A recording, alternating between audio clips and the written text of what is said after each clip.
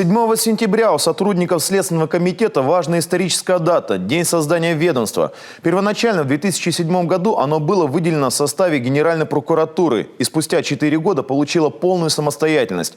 С первых дней создания силовой структуры в ней служит Дмитрий Сотьев.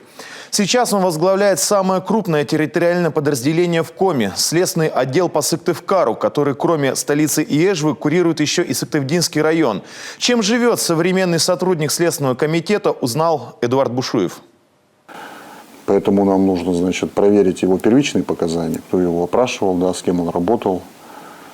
И посмотреть еще, возможно, там есть видеозаписи. Надо сделать тщательный осмотр места происшествия и с криминалистом посмотреть, может быть, там где-то установлены частные видеокамеры. Возможно, получится подтвердить либо опровергнуть его версию. Обычное утреннее совещание. Следователи докладывают о проводимой работе по проверке различных материалов и расследованию уголовных дел. Дмитрий Сотьев внимательно всех расспрашивает и выслушивает. Там, где требуется, дает дельные советы. Именно за такой наставнический подход и ценят его подчиненные.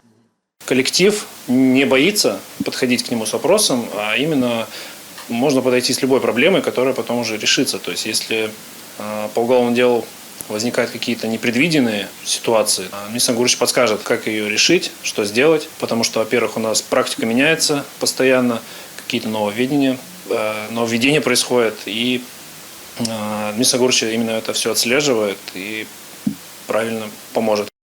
Непростую профессию следователя Дмитрий Сотьев выбрал в 2003 году после окончания юрфака СГУ.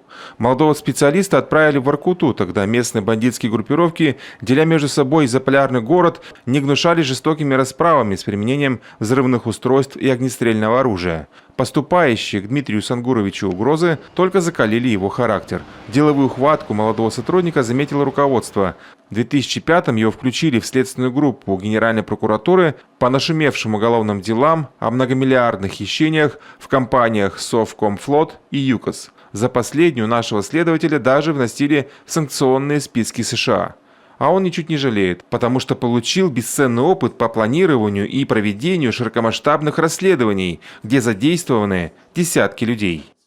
Каждое дело уникально по-своему, одинаковых дел не бывает. И поэтому тут, я думаю, роль следователя, помимо просто каких-то механических, методических рекомендаций, отталкиваться именно от той ситуации, которая произошла. Все это, конечно, на определенной базе должно существовать.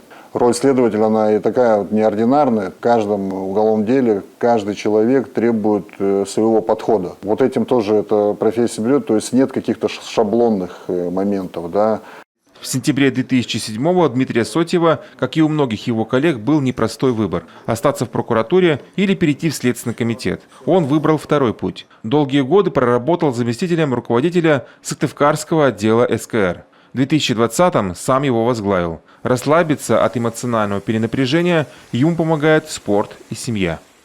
Работа, она всегда тебя достанет и везде. То есть, и надо быть готовым, к определенным таким перегрузкам. Но это с лихвой, конечно, компенсируется домашней, как говорится, атмосферой. Семья является тем тылом, тем оплотом, который дает тебе отойти немножко от проблем, переключиться. Дети на твоих глазах растут твои, радуешься их успехам, как-то стараешься проводить больше времени с ними. Пару лет назад у Дмитрия Сангуровича появилось еще одно любимое занятие. По опубликованным архивам Минобороны он выясняет, где и как воевали его деды в годы Великой Отечественной войны. Уважение к предкам, которые, не щадя своей жизни, защищали родину, он прививает и своим детям.